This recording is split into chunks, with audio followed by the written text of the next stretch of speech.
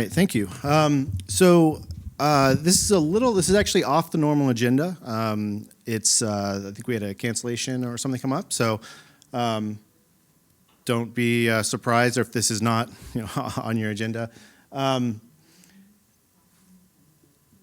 So most of what I'm going to talk about here is focused on businesses, but one thing that I wanted to start with was a little bit more of a personal story with impact for each of us. Let's see if I can, there we go.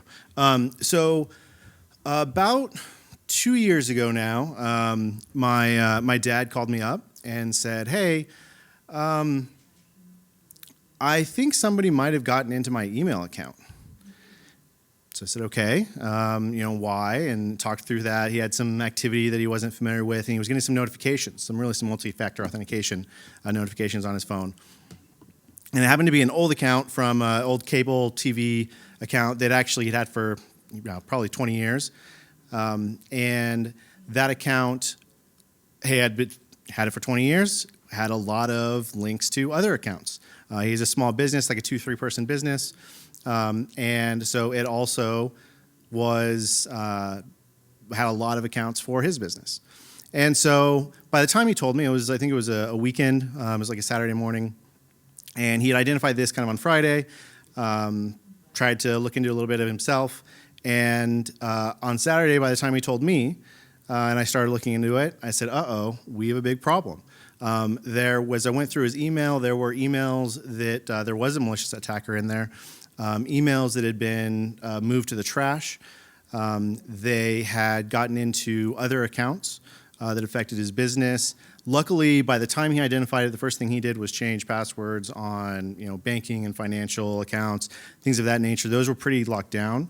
Unfortunately, the old cable TV account was all the attackers had to do was call in, and since they had access to the email itself, they could reset the password, so they'd locked him out, but it was just a phone call. So it was a bit of a wake-up call for me as well about how easy some of these accounts can be broken into. So I actually ended up traveling down to where he is, because I lived in a different place, and spent about a week going through with him and getting all his accounts, passwords changed. Luckily, he didn't use the same password for all his accounts, or that would have been very bad, because I think the attacker would have been able to really spread and cause a lot more trouble. So I bring that up because I know a lot of the stuff we're focused on here is a little bit more business related, but just kind of that reminder to not use the same passwords for stuff. In fact, my personal advice is I wouldn't even necessarily worry about the super complicated passwords. It should be something that you can remember. It should be something long, alphanumeric. But a lot of times the super complicated ones we end up having to store in some way, especially if we're using different accounts, so that can also create risk. So I just wanted to touch on that real quick. You can call it a bit of a public announcement before jumping into the more complex business side and cloud security. But we never think it's going to be us until one day sometimes it is. All right, so what is a cyber attack? So I pulled up the Wikipedia definition here, and really there's a bunch of different definitions you can find out there. Really, it's that someone who generally has malicious intent gets into your network and tries to do bad stuff. That bad stuff can be deleting data, stealing money, all kinds of different things. Okay, so and a couple of notes here. So the global average cost of a data breach in 2023 was $4.5 million US. That's obviously skewed towards the bigger breaches, the bigger companies. But the reality is, for small and medium-sized businesses, a much smaller number can ruin them, right, and put them out of business. So it's a real risk. And that's only expected to increase. I think what I've seen is about 15% a year. And so there was another estimate I saw. You can find a bunch of there's a large range of these out there. But another estimate had the cost annually in 2025 of general cybercrime to be $10.5 trillion. That is a big cost. And so that's why there's been quite a few discussions, I think, this conference about how important it is for us to make sure that we're aware of these things. There is a cost associated with trying to secure your environments, but ultimately that cost, the risk reward of that cost is really skewing towards whatever you can afford and spend on to make sure that you are secure, and the steps that you can be taking, the better off you are.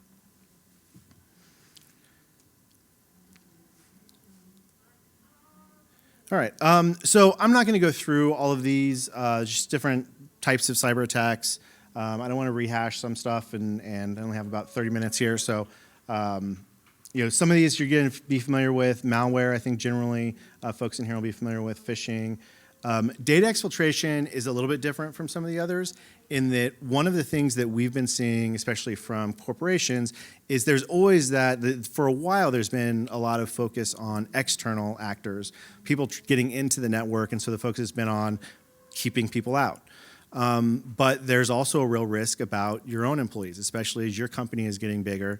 Employees maybe that get unhappy or that find an opportunity or see an opportunity to take advantage of maybe exfiltrating some of your data and using it for their own gain, using it to help them in maybe a next job, get a job somewhere else, sell it to somebody else, depending on what that data is. But lots of different attacks. And quite frankly, it's a challenge to protect yourself against all of these, right? So those that were here earlier, I kind of gave my analogy of protecting yourself against these is kind of like physical security as well, right? When you're protecting your house, we can't fully prevent somebody from breaking into our house, but we can not leave the door open. We can lock the door. We can add a security system. We can add steps to make it harder. And the harder it is, the less likely that they're actually going to target us.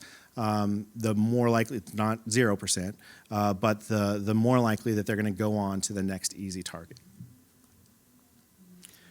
Okay, so here's an example of now shifting gears a little bit to our new, over the last 20 years, maybe a little bit longer than that, we've shifted where a lot of our files were all internal. So we were on our own corporate networks, everything. We had the servers down in a room, somewhere near us. Now all of that's moved to the cloud. So here's a case where there's that data exfiltration that I was just speaking about, where a employee can send a large zip file of locally stored files, of their own files, to their own personal account. Okay, and maybe there's actually also a box work account, so everything's valid, it looks normal. This gets a little complicated. You could even stop there for a lot of attacks. They're pretty simple. Then if they're really trying to kind of hide their tracks, they split that into much smaller portions, spread it out across multiple accounts so it doesn't get flagged for a lot of data, for example, moving from one place to another. They download more, they take time, right? They don't download everything at once. There's a lot of ways that they tend to try and hide their tracks, obfuscate what they're doing so that it blends in with normal traffic. Okay, so this is just one example where you can see the simplest scenario is I'm just moving a file to my personal account. Well, okay, if we want to identify that, we can be looking at, okay, let me see if there's activity that's happening on my network with these cloud accounts that aren't the business accounts, right? It's employee personal accounts. That's its own challenge, right? You start locking employees down from being able to use their own personal accounts. Sometimes that's okay. Sometimes you get quite a bit of pushback, right? But at least you have that awareness. That's one thing. If you tie that also with, now they're moving large files or moving lots or large, maybe moving files at all. So they're not just, I'm just not just accessing my Gmail account at work. I'm moving a file. I'm emailing a file to my personal account. All of those are signs that we can use for identifying when there might be some malicious activity going on in our account where we might have been compromised. One of the challenges here is there's going to be some false positives. There's going to be cases where somebody's not doing something wrong, right? They're doing something personal, they have a document they need to be sending, they send that document from their work email, and so on. So you have to be a little careful, but just one example of where this type of attack might come in. a much more advanced attack. I like this one. This is actually kind of old at this point. It's called Hammer Toss. I think it was 2015, 2016 timeframe. But I like this because I think it exposes a lot of avenues for attack that we normally aren't thinking about. So as we walk through this, let's see, I think the pointer will work here. So it starts with a phishing email. Okay, so an employee gets a phishing email. They click on it, it happens. That then goes to download an attachment, and that attachment is really the first piece of the more malicious part of the attack. So that gets loaded into memory. And here's where we get into more of the cloud-sensitive area. Well, it checks daily, so basically this script that's sitting in memory checks daily a Twitter handle or multiple Twitter handles for instructions. So it hasn't actually done anything on the network yet.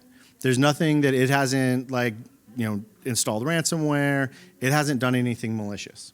All it's done is it's installed this thing, it's going and checking Twitter. Well, Twitter's not weird on our networks. Actually, this is old. It's X now, right? Sorry, Elon. So it's checking daily. That's just normal activity, right? That's going to look normal. It's not downloading anything. It's not doing anything malicious. And one of the days, it says, okay, I get instructions on this post from my X account, and I'm going to go to GitHub, and I'm going to download this image. Okay, I'm downloading a PNG file, an image file. That can't be that malicious. There's nothing bad about that, really. Okay, it's obfuscated. It's hard to kind of see. Well, within that image file is actually more malicious code that is hidden in that image. So that code is extracted from the image, then actually executed to do the real bad stuff. Get into the network and whatever they're trying to target, whether they're trying to steal data, could still be something like ransomware, bunch of different things that they could do from there. Maybe just spread laterally throughout the organization and try and learn more, set up accounts that give them access and permissions to other places, things of that nature. But what I think is interesting about this is where we've moved in the last few years is there's a lot more use of these cloud applications that are also part of normal usage. And it makes it much more difficult to identify in fact, the patterns are exactly the same.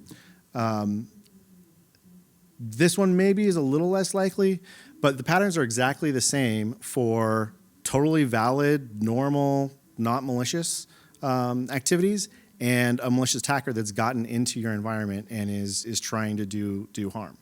And that makes it very difficult to find these.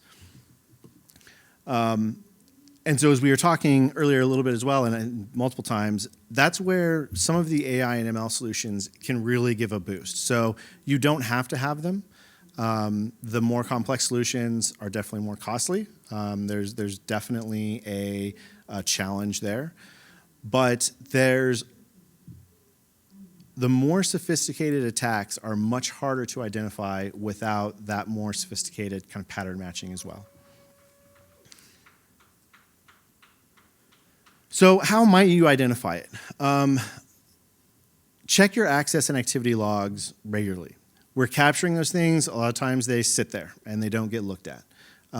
You can even set up some automation around verifying, do I have new account names in there? Do I have new information? The automation will definitely help. It's worth the effort, I believe, to spend some time on that, even if you have to kind of outsource some of the scripting to do it. Verify your access permissions for sensitive data, sensitive servers, making sure that you actually have support for people doing their daily job, but you also just aren't opening up your data to everybody. Suspicious activity on your account. So this is in fact back to the example I gave at the beginning with my dad. Sometimes some of this activity we won't necessarily know. A lot of breaches happen because an employee's singular attack got attacked or got breached. Maybe they wrote down their password. Maybe there was some type of social engineering. And so the login that the attacker has is a totally normal login at first. There's nothing malicious about it, and they can then use that to escalate and spread laterally throughout the organization. And in those cases, you're really dependent on your employees, your end users, to help identify, hey, my password changed, but I didn't actually change it. Or even the phishing emails. Here's a suspicious email. Sending that on to like the IT department or whoever in the organization is responsible for that. I sent, again, one of the interesting things with my dad's situation was when I actually went to the trashed emails, the attacker had moved the emails to the trash. There wasn't visibility that, hey, verify this account and you've changed this and that. But they didn't totally delete them. So there was still a little bit of visibility there. So there's usually, if it's accounts that we're in commonly, there's usually some type, so where we can usually tell if something is happening that we didn't do or that's different.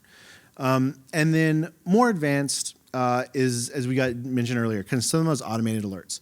As much as we would want to be looking, for example, at logs every day, unless you really have someone just sitting there and doing that, it's likely one of the things that's going to get dropped as people get busy, or that you struggle to find time for because the priority is going to be lower typically than the thing that their boss is coming over or their manager is coming over and saying, hey, I need you to do this, this, and this. That's an area that's going to drop off. So that the automated alerts really helps limit the amount of time and effort they need to spend on things and focus on really what you need them to be looking at, that activity that you need them to be looking at. In addition, the AI and ML solutions. So, earlier in the fireside chat, we gave some examples of, I think Nathan actually had mentioned the logging in at 11 p.m., right? So logins at night tied in with especially activities of downloads can be a big red flag. And that's something that, again, as you start taking and you want to be correlating different data sources, a human can definitely do it. But there's a lot of time and effort there, and so the more that you can automate these things and apply AI and ML, the better chance you have of being able to scale that, as well as look at different data sources. In fact, scaling itself is a challenge, right? When you're talking about logs of a 20-person company versus a 20,000-person company, you run into issues of scale, right? Where it's just not humanly possible to be able to go through manually in some of this stuff. And so you really have to start depending on some of the tools. And that's where we do get to some of the third-party security products. And you can outsource to some, but also some of the products. And there's a bunch of different products out there. There's some that are better for small businesses, more cost-effective for small businesses, medium businesses. At Broadcom, we focus on really bigger businesses mostly. And we have a very sophisticated solution because a lot of the companies we're working with are Fortune 500 companies with tons of employees. It's banks with regulations that they're needing to support as well, and so they really have to make sure that they're fully covered. And I guess one other thing that I didn't touch on that has also increased the risk with cloud security specifically on the networks is our hybrid employees, right? So everyone's not in the office anymore. In fact, a lot of people are maybe they're in the office a couple of days a week, 2, 3, 4 days a week. Even if they're in the office, working more from home, and then there's fully remote companies. And so that also changes how those companies interact with the network and our tools that they need to be doing their job. And in fact, it's another example where data is going to normally be moving from one location to another more often in those types of environments. The team I work with specifically is in this Cloud SOC CASB area, and we really are focused on primarily a couple of things. One is visibility of what applications and what is actually happening on the corporate networks. So, is Box being run? We have like 37,000 applications that we track, and included in those is a bunch of attributes about those applications that gives a risk score for how risky or not we think an app is, right? So if you're using Gmail for email, then you're probably pretty safe, right? If you're using some new startup email, then maybe not. Maybe that's a little bit more risky. And it doesn't mean that you shouldn't use it, but you also just need to be able to make that assessment and understand the risk that you're taking on by using these different apps. And then we're also looking at down here this data loss protection. We're looking at the files that are moving from one location to another, and we do an assessment of, is there PII in this file? Is there PCI? Is there sensitive information that maybe you don't actually want to be moving? We also do some virus scanning. So this is an example of a much more sophisticated security solution where we're trying to tie in these different data points. I mentioned activity of, on a couple of those case studies, activity of employees. And this is always, there's always a little bit of, I think, a question of how much you really want to be monitoring your employees, while at the same time, understanding how they're using these cloud products is really essential to also assessing the risk and understanding if somebody, whether it's internal to your company, but also as importantly, somebody external has gotten in and is downloading sensitive data, doing any number of malicious things. And but what ends up happening is this ends up being a large amount of data. And so the trick is, how do you get that data filtered down, especially as I was mentioning in your Fortune 500 companies, how do you get that filtered down to meaningful, actionable activities? And again, we have a few different approaches, but we really do focus in on the actual users. We build AI and ML models for what is a user's normal interactions with these applications, and we look for variances in those to flag, hey, this seems a little shady. Someone might want to look into it, and that way the security teams can then go and look, or security folks can go and look to say, okay, here's this person. They've been doing a few things that look kind of shady. If we go back to that first case study of the data exfiltration, where there was a personal box being used, then there was splitting files out, and there was regular smaller files being used over time, you can identify some of those patterns using AI solutions. But it's really about trying to really filter that down so that the people that are looking at those can provide valuable input. And then a feedback loop, because there are also changes in behavior that happen that are normal. And so we want our customers to be able to say, hey, I know you flagged this, but this is actually okay. And that gets fed back into our models as well to say, this pattern is okay in this particular case. And because we all, all of our organizations, all of our employees can sometimes have different patterns. So just to, again, that's a high level, just given time, very high level view of, a more complex solution.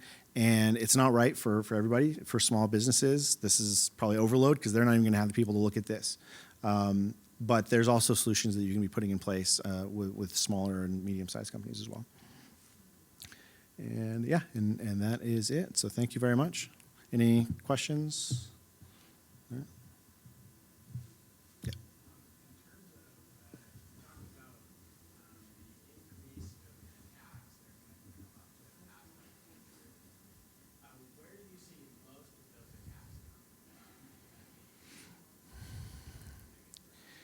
Yeah, so I think my answer a year ago might have been a little bit different. We've talked about, ChatGPT has come up quite a bit. There's actually already been quite a few tools out there that allow for ChatGPT type solutions that will generate the code for somebody who doesn't know how to do any of that to perform some of these attacks. So on one hand, I think that might open up the attacks to more inexperienced people. Maybe especially if we talk about employees that are unhappy about something, I could see that type of an attack. But I think there could be some patterns there that also help with from a detection perspective, right? It's always a bit of a cat and mouse game. And most attacks, quite frankly, even today, most attacks actually aren't like, let's say, the engineers in an organization or engineers. It's people that are, that don't necessarily have the technical expertise to do some of that.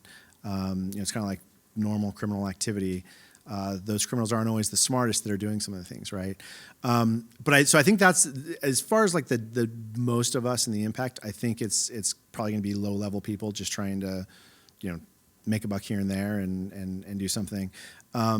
As you get either a bigger organization or if you have data that is more important for some reason, then I think you start getting into some of the more sophisticated attackers, whether it's just an experienced hacker or, your real big companies. You start looking at maybe some of the state attackers, which is you're also moving into some different territory there as well. But yeah, for most of it, it's kind of your normal kind of weekend hackers. Not a lot of experience, but people that have run some kind of low-level scam type of stuff that make a few bucks here and there.